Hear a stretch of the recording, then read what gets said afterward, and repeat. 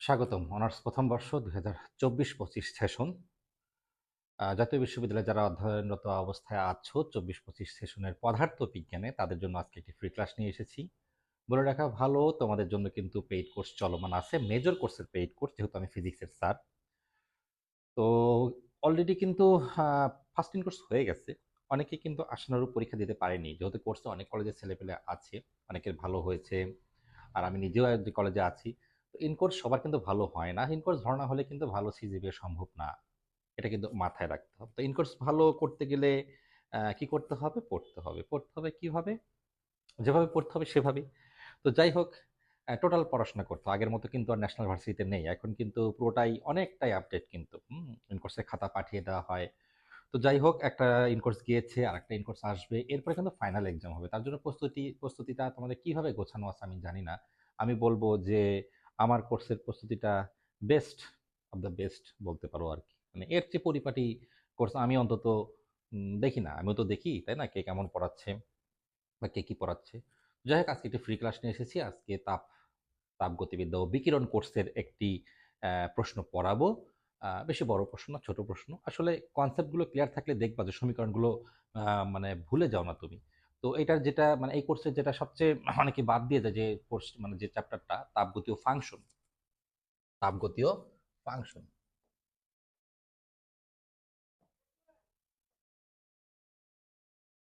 এই তাপগতীয় ফাংশনে মূলত ম্যাক্সওয়েলের যে ৪টি সম্পর্ক, এটাকে কেন্দ্র করে কিন্তু চ্যাপ্টারটা ঘুরপাক খায়। এখান থেকে একটা প্রশ্ন আসে মাঝে, মাঝে দেখা যায় যে ম্যাক্সওয়েলের তাপগতীয় সম্পর্ক থেকে ক্লসিয়াস-ক্ল্যাপিরনের আ সম্পর্ক প্রতিপাদন করো বা সমীকরণ প্রতিপাদন করো। কি রে প্রশ্নটা কি রে বাবা?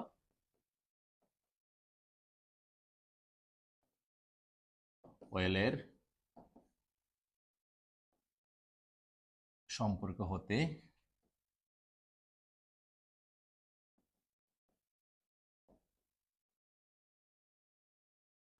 ক্লসিয়াস ক্ল্যাপিরনও বলে, ক্ল্যাপিরনও বলে। ওকে। যাই হোক, এই সমীকরণ আমাদের প্রতিপাদন করতে হবে। তোমাদের কিন্তু সেট ভিত্তিক প্রশ্ন আসবে, এরকমই তো বলা হয়েছে। যাই আসুক না কেন, ফিজিক্সের প্রশ্ন আসবে, এটা নিশ্চিত থাকতে পারো যে ফিজিক্সের মেজর কোর্সে আর কি ফিজিক্সের প্রশ্ন আসবে। এর বাইরে যা পড়াই এর বাইরে থেকে কিছু আসবে না। ওকে। আর যারা ভর্তি হতে ইচ্ছুক অবশ্যই হোয়াটসঅ্যাপ নাম্বারে যোগাযোগ করবে, অথবা পেজে ইনবক্স করলেও পারবে। ওকে।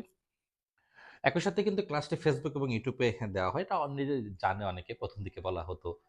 একই সাথে ক্লাসগুলো ফেসবুক এবং ইউটিউবে ২ প্ল্যাটফর্মে কিন্তু দেওয়া হয়। তো ম্যাকজলের সম্পর্ক ৪টা মুখস্থই করতে পারে না ছেলেপেলে, উল্টো হয়ে যায়। আমি বলব টেকনিক দিয়ে মুখস্থ বলে যে করতে হয় না, না মুখস্থ করতে হয়। বুঝে শুনে মুখস্থ করতে হয়, টেকনিক দিয়ে মনে রাখতে হয়। ওকে? যেমন ১ম সম্পর্ক আমি মনে রাখি এসপিভিটি। কিরকম? এসপিভিটি আবার কেমন কথা? এসপিভিটি কেমন সম্পর্ক? তাহলে ১ম সম্পর্ক আমরা জানি কি? আমরা কিন্তু সমাধানে চলে আসতেছি। আমি সব জায়গায় একটু টেকনিক এপ্লাই করার চেষ্টা করি।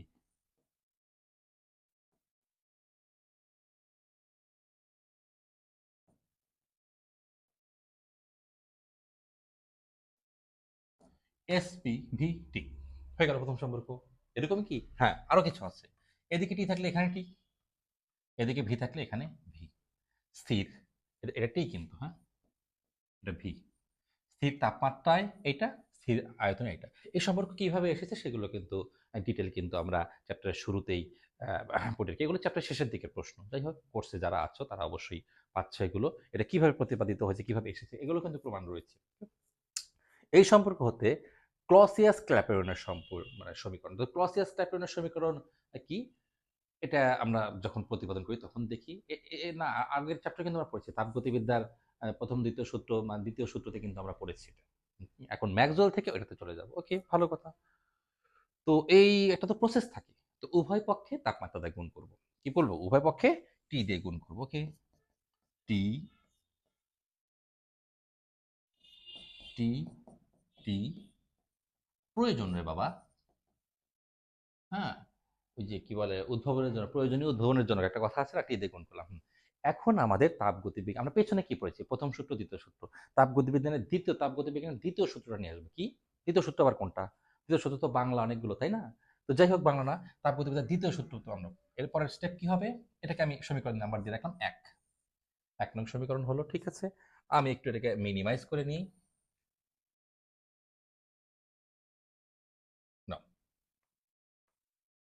থাকলো এখানে ১ নং সমীকরণ দিয়ে রাখলাম, ঠিক আছে। আমি এখানে তাপগতিবিদ্যার কি করব, দ্বিতীয় সূত্র থেকে পাই। দ্বিতীয় সূত্র কি ছিল রে বাবা? এনট্রপি। কি ছিল? এনট্রপি। আমরা কি জানি? এস ইকুয়াল টু ডিকিউ ভাগ টি ছিল। কি ছিল? এস ইকুয়াল টু ডিকিউ ভাগ টি। আর ইন্টারমিডিয়েটে পড়েছো, অথবা এখানে এসে কি ডিএস সমান সমান ডিকিউ ডিভিশন টি। এগুলো হচ্ছে কি এনট্রপির পরিবর্তন। অনেক সময় অঙ্কের ক্ষেত্রে আমি এস দিয়ে করেছি, তবে ডিএস এখানে করতে হবে। তাহলে কি হচ্ছে? DQ equal to S, sorry, T DS, TDS, হ্যাঁ, টিডিএস, টোটাল ডিজলভ সলিড। কেমিস্ট্রিতে কিন্তু আছে, তাই না? তাহলে তাপ সমান সমান টিডিএস, এটা তো মনে রাখতে পারো, তাই না? টেকনিকের অভাব নেই, যদি পড়াশোনার মধ্যে থাকো তাহলে টেকনিকের কোনো অভাব নেই। এখন দেখো, এই যে কি বলবো, যে আমরা একটু এটাকে এই ১ নং সমীকরণের সাথে মিলানোর চেষ্টা করব। ১ নং সমীকরণের সাথে মিলানোর চেষ্টা করব, ঠিক আছে? কার সাপেক্ষে? দেখো ১ নং সমীকরণটা কি ছিল, আমি আবার লিখছি, ১ নংটা পাশে লিখে নিচ্ছি। Sorry, T del S del V, T equal to T del P del T V. আচ্ছা, এস ছিল, আচ্ছা, কার সাপেক্ষে? আয়তনের সাপেক্ষে। কার সাথে করবো আমরা? আয়তনের সাপেক্ষে। তাহলে এইখানে যদি আমি একটু আয়তনের সাপেক্ষে কাজ করে পাই, তাহলে যদি যে কোনো একটা টার্মের সাপেক্ষে, একটা তাপগতীয় মানে কি বলবো, যে চলকের সাপেক্ষে যদি কাজ করা হয়, সেগুলো বাঁকাটি হয়ে যাবে আংশিক। কিউ এস এর সাপেক্ষে, যেহেতু এখানে ভি এর সাপেক্ষে আছে এস এর উপর, তাহলে আমি ভি সাপেক্ষে করব, ঠিক আছে, হলো। তারপরে কি করব আমরা?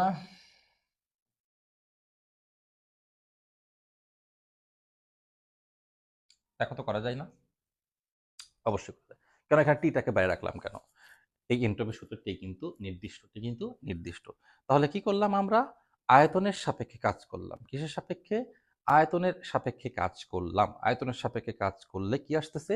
এইটা দেখো, এইটুকু আমার কিন্তু এই ১ নং এর এইটুকুর সাথে মিলে গেল। আয়তনের সাপেক্ষে কাজ করলাম মানে শুধুমাত্র আয়তনের সাপেক্ষে কাজ করতে বা ডিগুলো বাঁকা হয়ে গেছে। ওকে, ঠিক আছে। তাহলে এইটুকুর বদলে ১ নং এর লেফট সাইডে, ১ নং এর লেফট সাইডে কি বসানো যেতে পারে? এটা বসানো যেতে পারে উইথ রেসপেক্ট টু কি? তাপমাত্রা, স্থির তাপমাত্রা। এটাও তো স্থির তাপমাত্রা, তাই না? তাপমাত্রা টি যেহেতু বেড়ে এসেছে, বাইরে বাইরে রেখেছো, না হলে তো এটাকে তুমি ডিফারেন্সিয়েট আবার করতে, তাই না? জাস্ট এটা ধ্রুবক বাইরে আসতেছে, হ্যাঁ, এস কে ভি এর সাপেক্ষে, কিউ কে ভি এর সাপেক্ষে। তাহলে এই মান ১ নং এ বসিয়ে পাই। এই মান ১ নং এ বসিয়ে দাও, কি আসে দেখি একটু। ওকে, তো ১ নং থেকে বসানোর যে কথা, এখানে আমি মুছে ১ নং এর ডান পাশে লেখা একই কথা। আমি আমার মতো করছি কিন্তু, হ্যাঁ? তো যাই হোক, ওই যে এই মান ১ নং এ বসিয়ে পাই। ১ নং এ বসালে বাম পাশ শুধু রিপ্লেস হচ্ছে। আর এদিকে কি থাকতেছে রে বাবা? টি, হ্যাঁ, টি ডেল পি ডেল টি।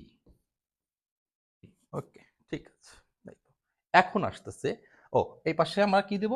ব্র্যাকেট দিয়ে এই পাশে আমরা টি দিতে পারি। ঠিক আছে? ব্র্যাকেট দিয়ে আমরা টি দিতে পারি। এখন দেখা যাক যে এইখান থেকে ক্লসিয়াস ক্ল্যাপেরনের সমীকরণে কিভাবে যাওয়া যাবে। আমার কিন্তু মূল বিষয়টা হয়ে গেল এইটা। এটা আমি স্টার দিয়ে রাখলাম। এখান থেকে একটু আমার আলোচনা করতে হবে। আমি বাকি সবকিছু মুছে দিচ্ছি। ওকে? তো যেটা বলবো, যে দাঁত থাকতে দাঁতের মর্যাদা বোঝো। এই ফর্ম ফিল আপ শুরু হলে কিংবা, কি বললাম? ফর্ম ফিল আপ শুরু হলে কিংবা তোমার ইনকোর্স কি বলে, ডেট হলেই যে পড়াশোনা শুরু করতে, এমন না, এমন হবে না, এমন না কিন্তু আসলে। এই কোর্স ফিজিক্সের এই ৩টা মেজর কোর্সের ভালো রেজাল্ট করতে হলে কিন্তু তোমাকে প্রচুর পড়তে হবে, এবং টু দ্য লাইনে পড়তে হবে, হ্যাঁ, টু দ্য পয়েন্টে পড়তে হবে। কোনটা পড়তে হবে এবং কোনটা মাঝে মাঝে পড়তে হবে না, সেটা তোমাকে জানতে হবে। ওকে? তাহলে আমরা এখান থেকে সুপ্ত তাপের বিষয় নিয়ে আসবো, কারণ আমি জানি ক্লাসেস ক্ল্যাপিরনের সমীকরণের সুপ্ত তাপের বিষয়। সুপ্ত তাপের সংজ্ঞা কি ছিল? 90-এ ছিল, আমি নিজেও পড়েছি, এখন আছে কিনা জানি না। 90-এও ছিল কি, যে তাপমাত্রার পরিবর্তন না ঘটিয়ে বস্তুর এক অবস্থা থেকে আর এক অবস্থায় পরিণত করতে যে পরিমাণ তাপের প্রয়োজন, তাকে বলা হয় ল্যাটেন্ট হিট বা সুপ্ত তাপ। তাপমাত্রার পরিবর্তন না ঘটিয়ে, এইটা দেখো, লুক এট দিস, তাপমাত্রার পরিবর্তন না ঘটিয়ে, ওকে, টি কনস্ট্যান্ট, হুম, ডেল ভি, ভি বলতে কি বোঝায়? আয়তনের পরিবর্তন। কি? আয়তনের পরিবর্তন। ডেল ভি মানে হচ্ছে V two minus V one. এইটা কি আয়তনের পরিবর্তন? মানে কি অবস্থার পরিবর্তন হতে পারে। একটা সিলিন্ডার ঢাকনা বদ্ধ অবস্থায় আছে, বেরিক বেশি করে দিলা, তাহলে অবস্থার পরিবর্তন ঘটে গেল গ্যাসের পরমাণুর, হ্যাঁ। তাহলে যে পরিমাণ তাপ, কি রে, এটা কি তাপ না? তাকে বলা হয় কি? ল্যাটেন্ট হিট এল বা সুপ্ত তাপ।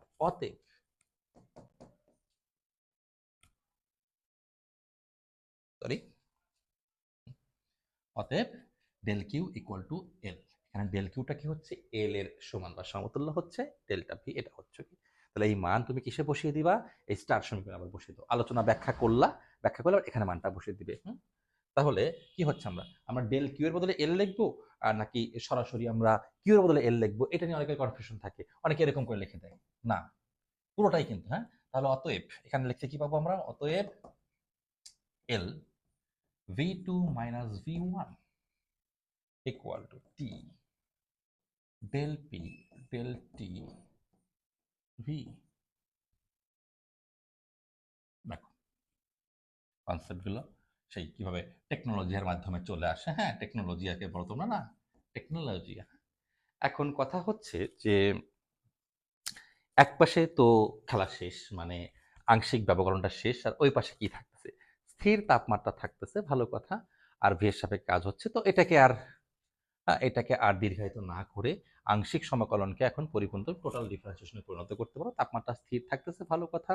হ্যাঁ, এর স্থির থাকতেছে। আবার এদিকে দেখো তাপমাত্রা স্থির আছে, হ্যাঁ সরি, তাপমাত্রা স্থির আছে, কিন্তু আবার দেখো পি এর পরিবর্তন কার সাপেক্ষে হচ্ছে, তাপমাত্রার সাপেক্ষে হচ্ছে। ওকে, তার মানে শুধুমাত্র পিটাকে কার সাপেক্ষে কাজ করা হচ্ছে, তাপমাত্রার সাপেক্ষে হচ্ছে। এদিকে আবার ভি এর পরিবর্তন হচ্ছে, এদিকে আবার ভি এর পরিবর্তন হচ্ছে। তাহলে আহ ভি এর পরিবর্তন, এই পাশটা ভি এর পরিবর্তন হচ্ছে, এই পাশটা ভি এর পরিবর্তন হচ্ছে না। তো এই সকল ক্ষেত্রে আমাদের দেখা যায় যে তোমরা দেখবা যে তোমাদের এইগুলোতে বই পুস্তকে বা গাইডগুলোতে, বই পুস্তকে গাইড অবশ্যই দেখবা না, এভাবে লিখে রাখতেছে। কিভাবে, ঠিক এইভাবে কিন্তু লিখে রাখতেছে। তো এটার যৌক্তিকতা কি, যে যেহেতু আংশিক ব্যবকলন হলে কিন্তু একসাথে দুই পাশেই করা হয়। ওই যে অয়লারের ফাংশনগুলো তোমরা প্রতিপাদন করেছো, এখান থেকে এত কথা বলারও কিছু নয়। তারপর আমি বলছি যে টিটাকে বাইরে রেখেছি আমি, যেটাকে বাইরে আছে, কিন্তু প্রথমে যে গুণ করেছিলাম সেটা আলাদা কথা। যাই হোক, তাহলে স্থির আয়তনে চাপের চাপের সাথে তাপমাত্রার সাথে কিসের, চাপের পরিবর্তন বোঝানো হয়েছে। যেহেতু বাম পাশটাতে তুমি ডেল্টা ভি ক্যাটাকে পরিবর্তন ধরে নিচ্ছ, হ্যাঁ, ভি2 মাইনাস ভি1, তো বাম পাশে আর কি। আর ডাইন পাশটাতে, হ্যাঁ, আয়তন স্থির হলেও এই পাশে কি আয়তন স্থির হচ্ছে, এই পাশে কি আয়তন স্থির না, পরিবর্তন হচ্ছে, যে ভি2 থেকে ভি1। তার মানে এই রাশিটা, সরি,